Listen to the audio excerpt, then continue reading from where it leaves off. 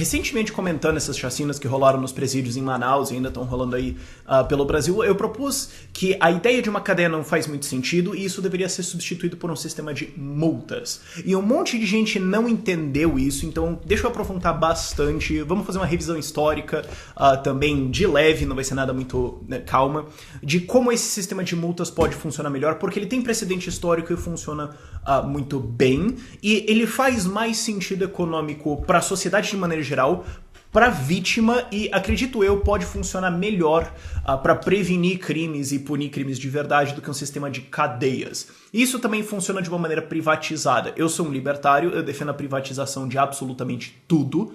O Estado não deveria existir porque o Estado é uma gangue, imposto é roubo. Não existe justificativa moral ou ética ou racional para a existência do Estado. Ele é apenas uma organização de escravidão política, apenas uma... Ele é como um PCC, digamos assim, é só que com mais ternos e presumivelmente com escolas públicas que fazem você achar que isso é normal de maneira geral. Mas se a gente fosse privatizar realmente o sistema de justiça, como ele seria? Então, o que eu tô dizendo, só uma última introdução, um último aviso, porque esse é o vídeo perfeito para todo mundo entender errado.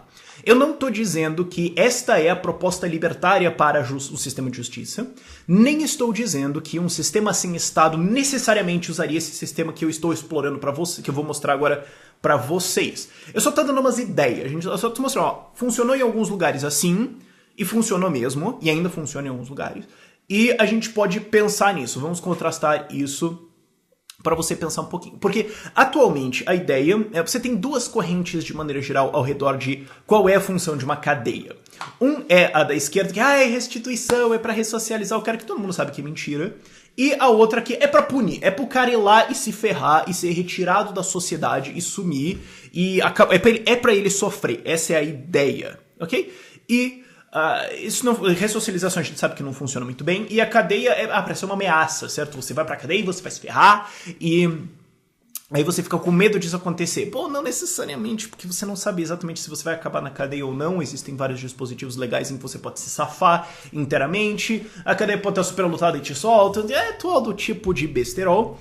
E também tem o lado da perspectiva da vítima, que é o que a vítima ganha com isso, certo? Um monte de gente aponta isso, tipo, você foi assaltado, o cara foi preso e agora você vai trabalhar o resto da sua vida para sustentar o cara numa prisão.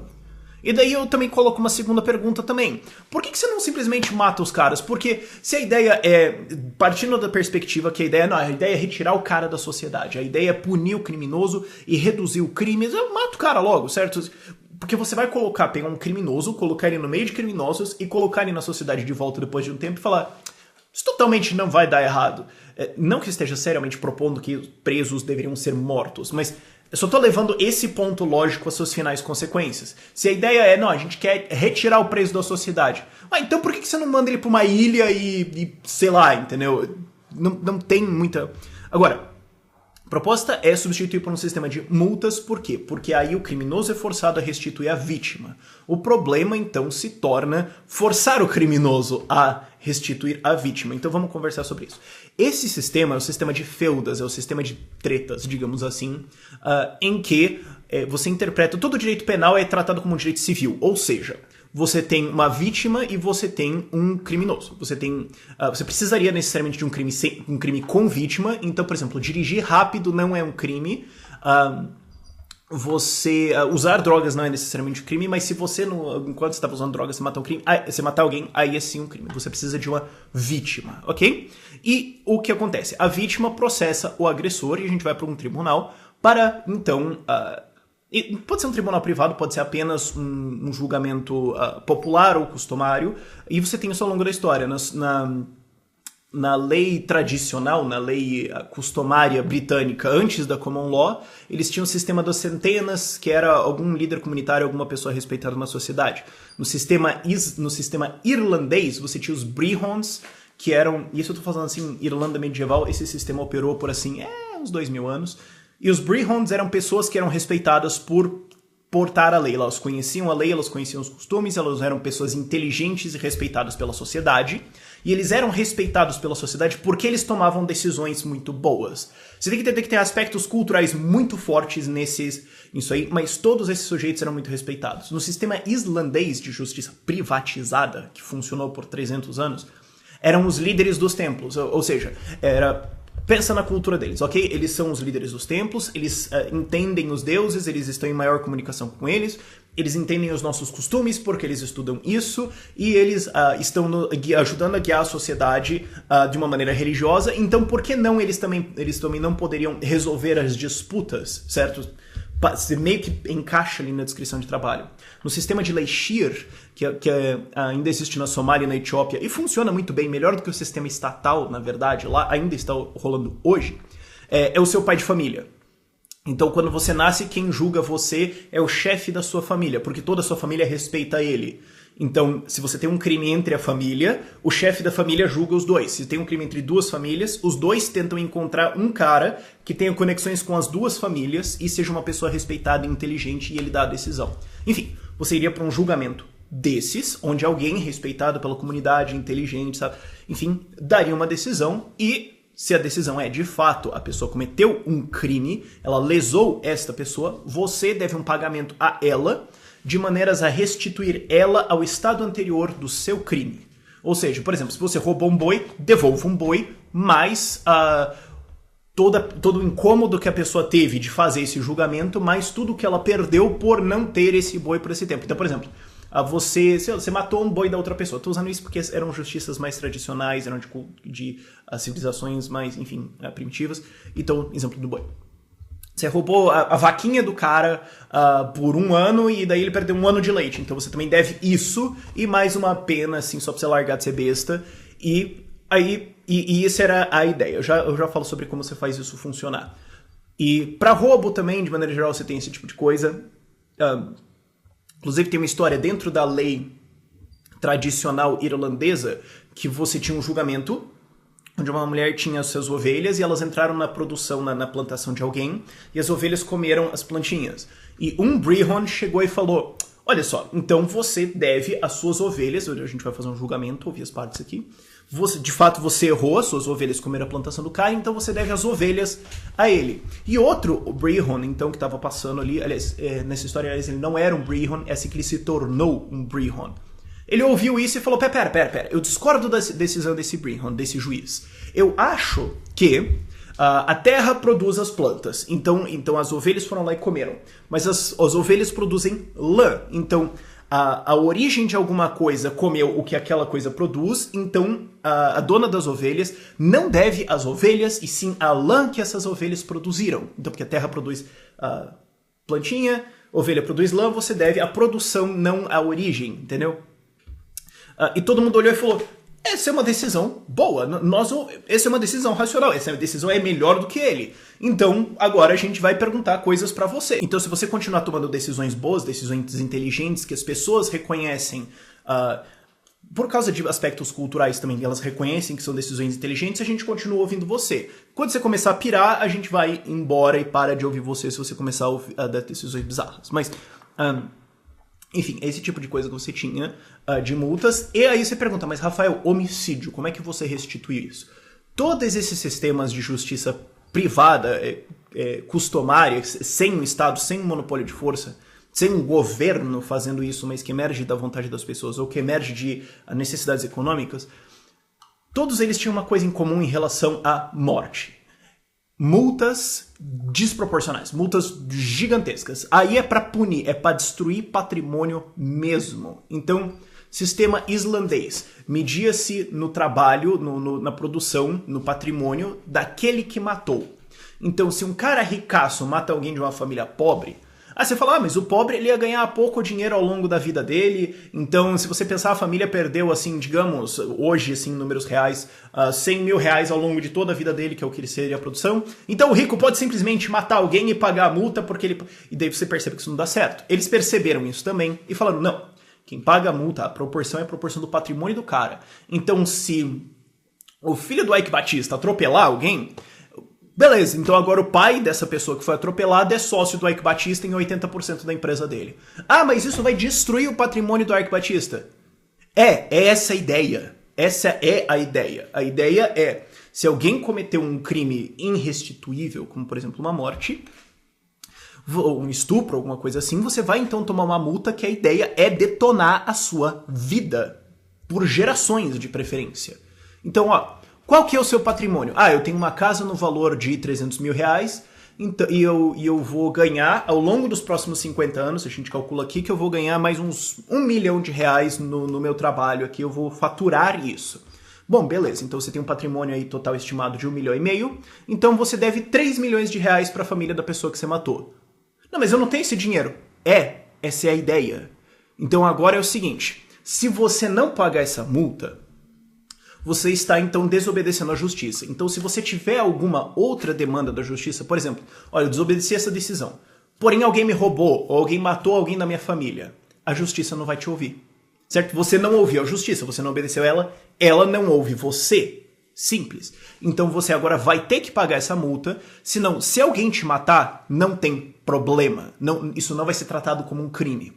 O que isso força o sujeito a fazer? Força ele aí a família. Fala, mãe, pai, irmãos, tios, amigos, por favor, me ajudem a pagar isso, senão eu vou ser morto. Senão eu estou fora do sistema de justiça.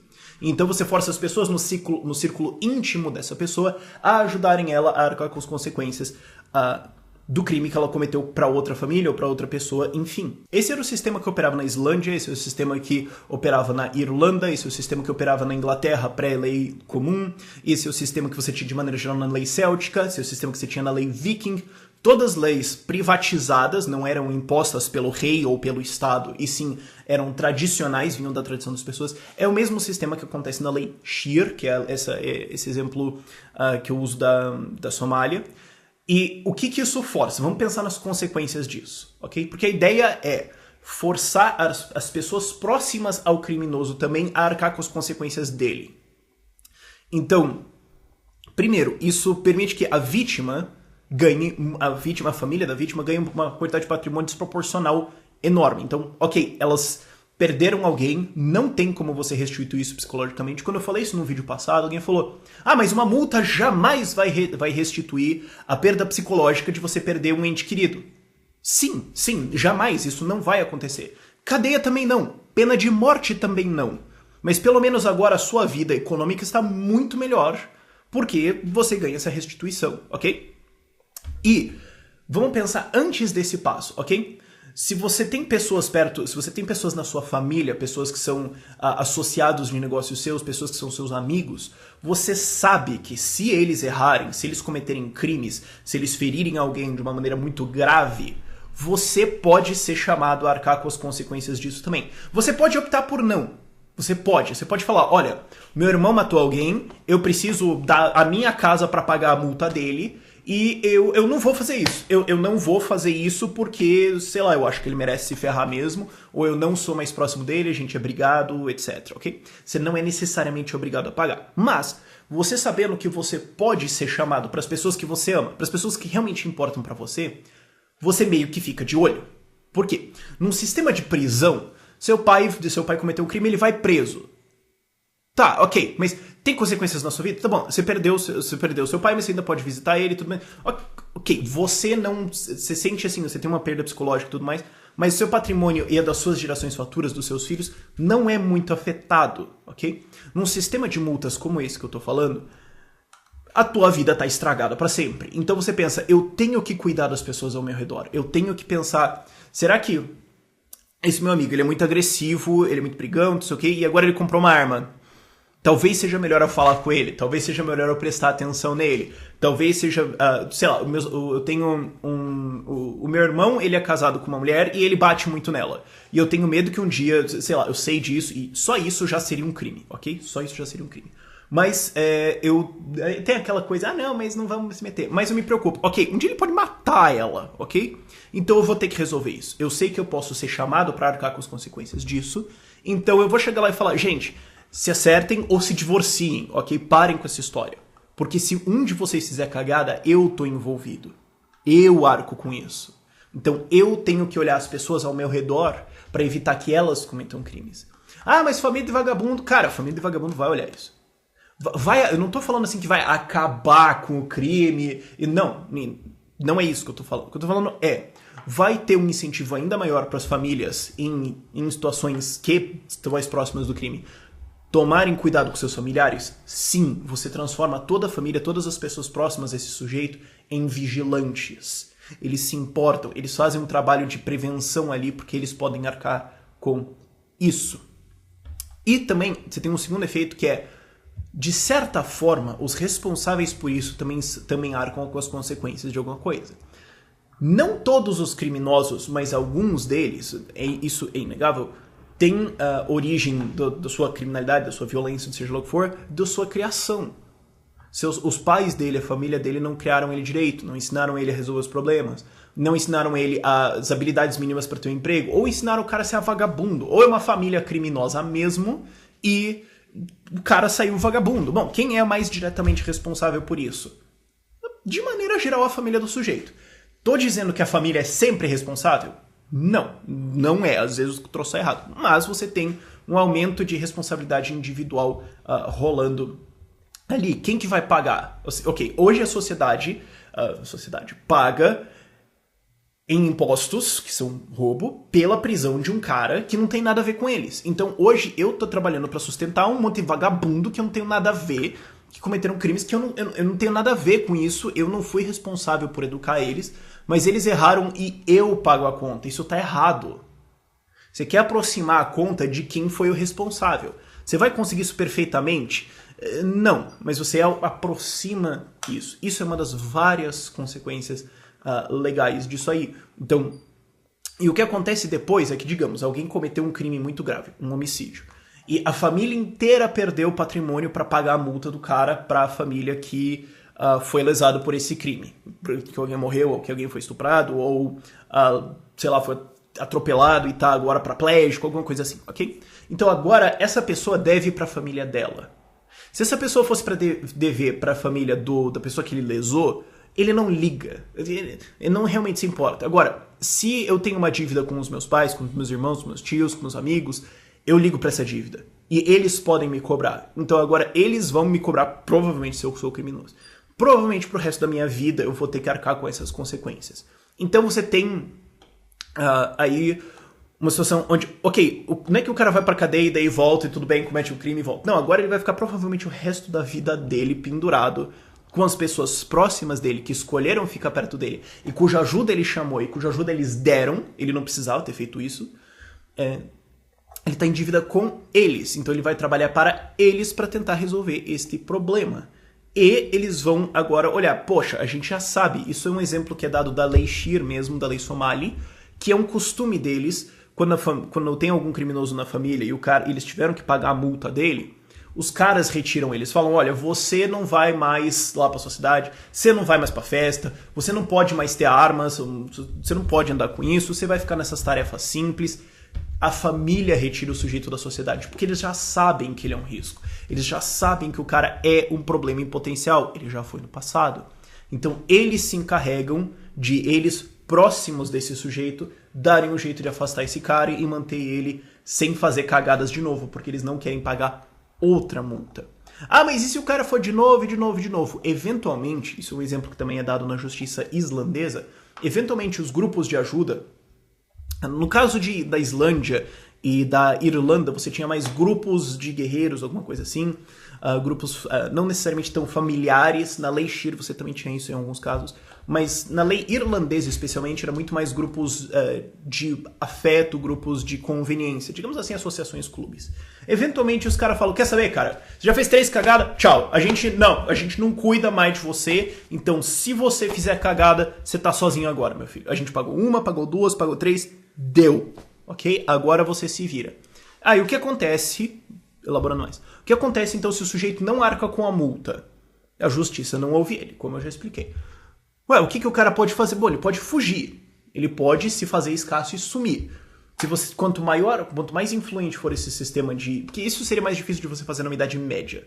Você passar informação para uma grande área, e então aquele cara tá ferrado em todos os sistemas. Então ele podia fugir. Sistema islandês e irlandês, o cara podia fugir e ir para outro lugar. Só que assim, naquela época, você tá indo para um lugar que não tem a sua cultura, não tem a sua língua, você não conhece ninguém, você não tem nenhum laço com ninguém. Meio que pode ser uma pena de morte essa história aí, ok? Você pode morrer durante essa história, aí vai ser difícil. Hoje, com a tecnologia que a gente tem hoje, é possível espalhar isso por uma enorme região? Sim. da mesma língua e cultura, facilmente, a internet tá aí para isso. É possível fazer isso pelo mundo inteiro? É possível sim você espalhar essa informação para o mundo inteiro. Então se torna mais difícil o cara fugir e se fazer escasso e conseguir evadir essa punição. Então você acaba com um sistema onde no fim das contas a punição é pena de morte. Aí você pode me falar, mas Rafael, isso é ruim. O sistema hoje é uma punição de pena de morte, ok? Se você não cumprir a lei, eventualmente você vai ser morto. É assim que funciona. Não tem uma lei que você descumpre e eventualmente a polícia te prende e você fala, eu não quero ser preso. E o policial fala, tudo bem, entendeu? É a sua opção. Não, você vai ser preso e se você resistir, você vai ser morto no processo. Isso é um sistema comum a qualquer sistema de justiça. Não tô falando que, então daí se você não quiser, você não vai obedecer. Não. E aí algumas pessoas podem ter algumas objeções, alguns problemas, vamos tentar resolver isso. Primeira pergunta é, mas e se um cara ricaço pra caramba matar alguém, e daí vão querer levar ele pra julgamento, e ele não vai? Bom, ele vai ser julgado de qualquer jeito. O julgamento vai acontecer a revelia, se você vence, se você não vence, se você vai se defender ou não. O julgamento acontece, a sentença é dada. Mas e se o cara só desobedecer essa sentença? Porque ele é ricão, digamos, algum bilionário. O cara tem, sei lá, bilhões, ele contrata um exército pra fazer isso. Ou é só uma pessoa moderadamente rica, sei lá, no interior o cara consegue contratar 10 jagunços ali de fuzil na casa dele, ferrou. Historicamente isso é resolvido de um jeito muito simples. Eu contrato alguém mais rico que você para pegar isso de você, e ele cobra isso de você. Você tem aí um problema em que você pode ter formação de estados, já entro nisso, mas a ideia é, tem um cara que ele é milionário, ele contratou 10 jagunços lá na casa dele, ninguém consegue executar a sentença. Então eu vou para uma empresa, ou alguém, que, você tem 10 jagunços, esse cara tem 400. Então ele vai na sua casa, sim, ele vai chegar lá e falar que você tem que pagar o negócio, e vai confiscar a sua propriedade, sim, porque tá decidido que você me deve isso. E se você tentar resistir, ele é muito mais forte que você, acabou o problema, ok?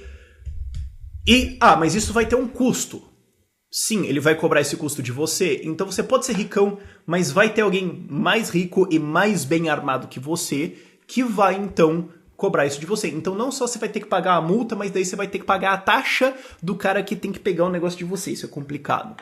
Isso aconteceu na Islândia, Irlanda, sistema customário anglo-saxão, e você tem um problema aí, que é exatamente o que aconteceu nos ducados anglo-saxões, antes mesmo de você ter uma coroa inglesa, quando você tinha, assim, o ducado de Norfolk, que era, assim, o atual tamanho de um quarto do Rio Grande do Norte. Você tinha essas áreas extremamente pequenas, com grupos armados extremamente pequenos, que os caras começaram a falar, mais ou menos é sempre o meu grupo que é chamado para executar sentenças, então a gente vai simplesmente cobrar todo mundo, porque se a gente não existisse, eles não pagariam. E isso foi o começo de monarquias, foi o começo dos reis realmente centralizados e o começo do roubo da justiça e da instalação de um sistema parasítico estatal, que se tornou a coroa inglesa eventualmente. Essa é a história da Inglaterra, desculpa eu falar isso pra vocês. Não sei se vocês sabiam. E como é que você resolve isso? Bom, você tem que ter outro cara mais armado, ou vigilância eterna. Você tem que se cuidar para esse tipo de coisa não acontecer. Infelizmente, na Inglaterra, no século VII ou VIII, eles não tinham noções de direitos naturais, ou liberalismo, ou libertarianismo, ou esse tipo de coisa. Hoje a gente tem. Então, se você não se cuidar, sim, gangues armadas vão tomar o poder e mandar nas nossas vidas. O que é o Estado? A defesa contra isso é vigilância eterna. Não existe outra e você tem que se cuidar. Aí você pode escalar eventualmente, mas e se os caras mais ricos do mundo tentarem formar um negócio para que eles possam cometer crimes? Então, e eles vão ser os caras mais fortes, eles vão poder cometer crimes, e tudo bem. Bom, primeiro você tá me falando de um Estado, então você tá concordando comigo que isso é um problema, isso é imoral. Segundo, vigilância eterna, você vai ter que cuidar para isso não acontecer, e você pode criar outros dispositivos. E também, se você tiver períodos de 1 ou 2 séculos de grande liberdade em que esses caras, e daí depois esses caras surgem, demoram uns 50 anos para derrubar eles e a gente volta para um sistema de liberdade, nesses 250 anos a gente teve 80% de uma sociedade moral e racionalmente defensável, uma sociedade livre, e 20% de escravidão. Hoje nós temos 100% de escravidão, então ainda assim seria melhor, ok? Eu sei que é um argumento estranho, mas tudo bem. O segundo problema é, e se uma pessoa muito pobre matar outra pessoa muito pobre? Como é que ele vai pagar a restituição? E como é que vai funcionar isso? Se um mendigo matar outro mendigo e nenhum deles tem propriedade, Como é que você resolveria esse problema? Bom, primeiro que assim, num sistema libertário você teria um número muito baixo de mendigos, porque simplesmente ao eliminar o Estado todo mundo enriqueceria fantasticamente. Mas, de qualquer forma, você tem, ok, e se um pobre matar o outro? Bom, ele ainda pode trabalhar, ele ainda pode pagar sua dívida em trabalho, ele ainda pode, as outras pessoas ao redor dele podem também ajudar ele a restituir essa dívida com outra pessoa. E por isso que a multa também é proporcional a quem cometeu o crime.